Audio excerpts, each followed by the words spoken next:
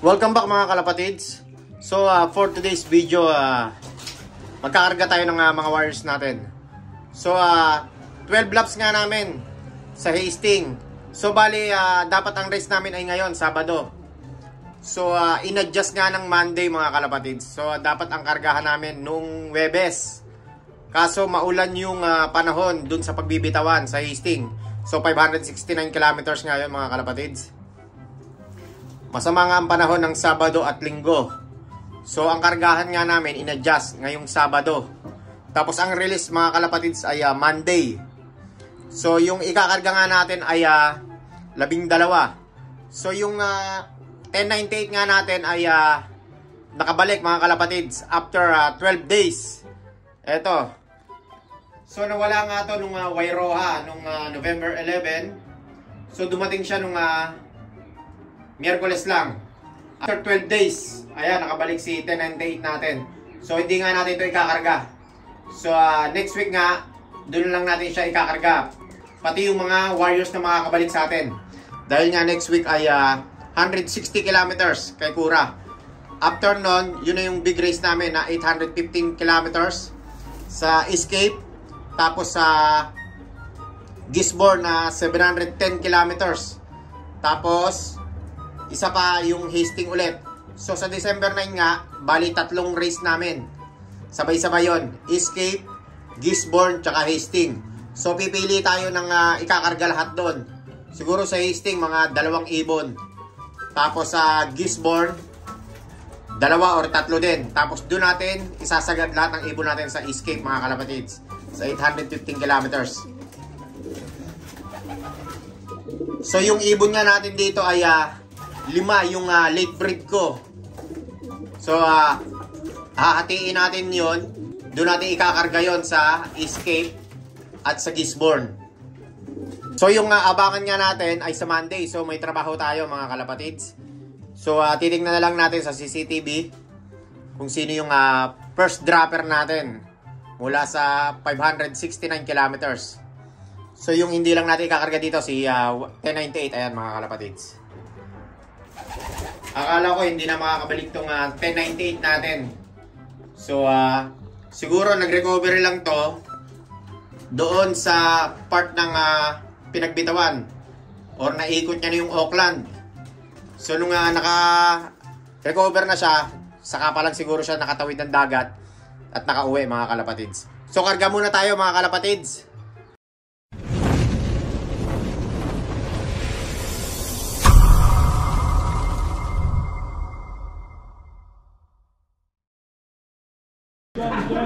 Yeah.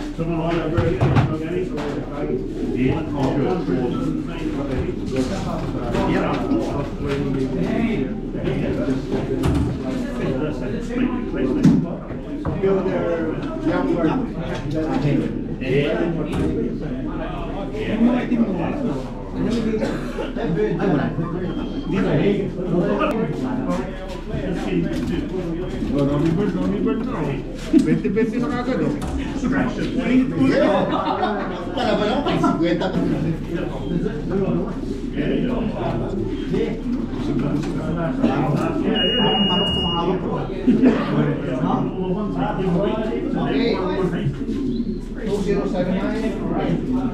Matindi na nito.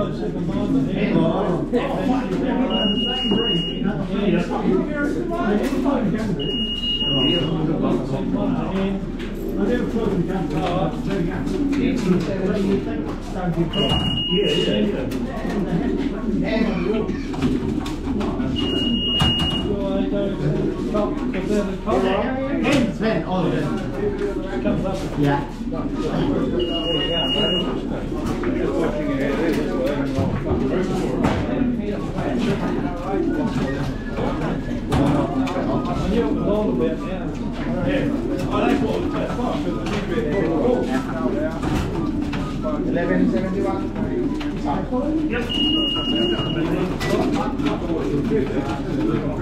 It's a green marker if you want to run away. From 11 to like 3.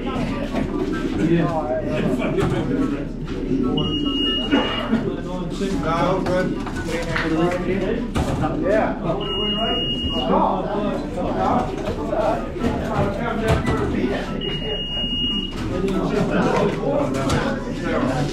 few hours later. Welcome back mga kalapatids. So naikarga na nga natin yung mga wires natin na 12.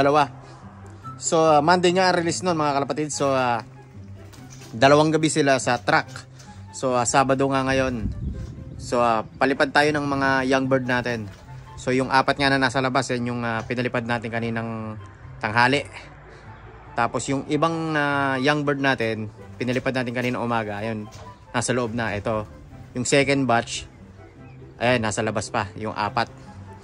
So yung natitirang nasa loob, mga 6 pa yung third batch natin natuturuan mga kalapatids.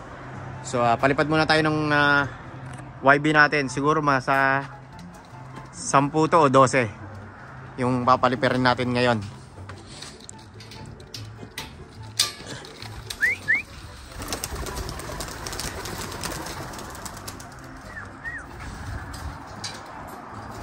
Ito medyo bata-bata pa to. 10 pa lang yung totaling nalipad pa sa atin na lumilipad na matagal. Tapos ito yung second batch, yung 6 mga kalapatids.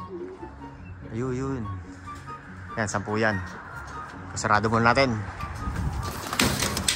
Ayan, lumipad na rin. Nagulat. Ayan, dami. So, D6 ata to. Ayan, D6. Ayan, ang dami na, oh. Uy. Ganda pag marami.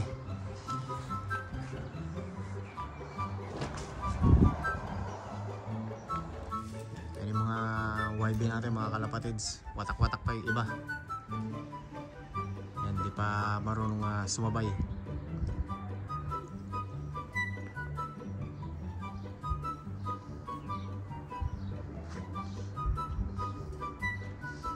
So oras nga ngayon ay 6 PM.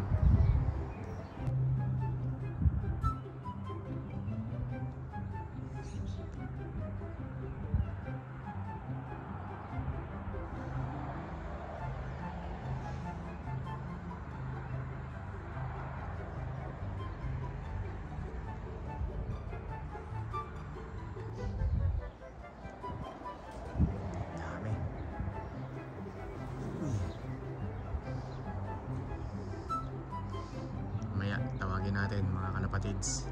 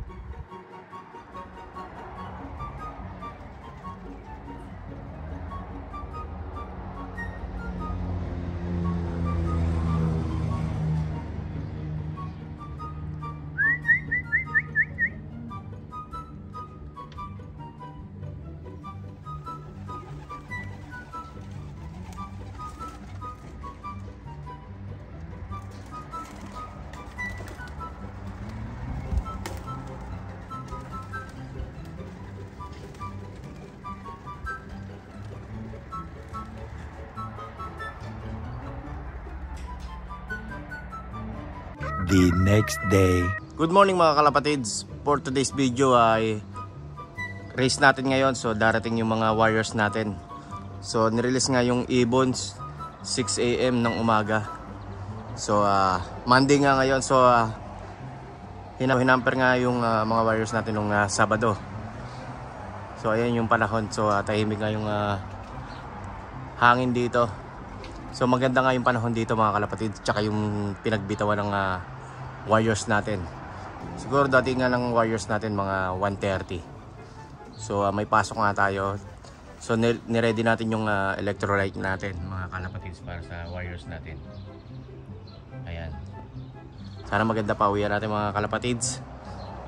So mamaya na lang mga kalapatids. A few hours later.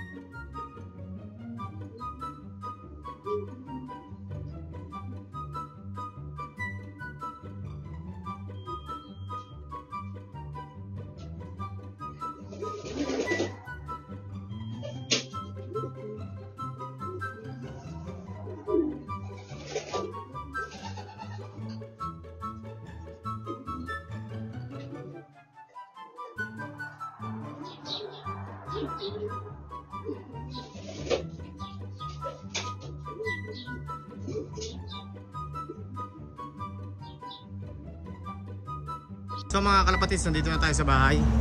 So magpo 4 PM na nga. So yung paklak natin ay 8. Ayan. So yung nomi natin, ayan, pang-6 si 2080. So yung first clacker natin ay si Grisel 205. Late na mga nagdatingan yung mga warriors natin, mga kalapatids. Tapos si 2079 ay si Grisel, first clacker natin. Second clacker natin si 1867, yung LK natin. Third clacker natin si Pula. Fourth clacker natin yung si 1101. Ayan, fifth clacker natin si Bansot 1870. Pang 5 siya. Tapos ayan si Wakwak, si Wakwak pala yung pang-6 natin, yung pang-5 si Bansot. Yung pang-7 natin ay si Bansot. So yung wala pa natin, mga kalapatids, si Abo, si Tatang, tapos yung GB sa atin, tapos yung isang kulang pa natin ay si... Sino pa ba kulang natin? Ay, first clacker natin si Grisel. So yung race nga namin ngayon ay Hastings, 569 km. So 8 pa lang ibon natin, kulang pa tayo ng 4. Si Abo, si Tatang, yung GB sa atin, ni Melfred, yung isa, yung si ano pala, si Pilay. So yun ang kulang pa natin, mga kalapatids. So mamaya strike off namin, mga kalapatids, sa 6:30. Mamaya dadali natin yung clock natin, mga kalapatids.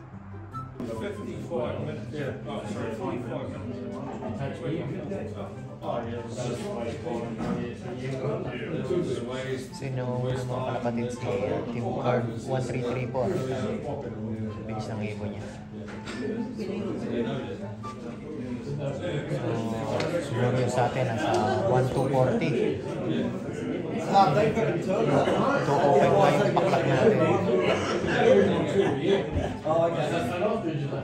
Ay si Pag-Lever, mga kalapatids, 328. Sa atin 1244 yung sa atin.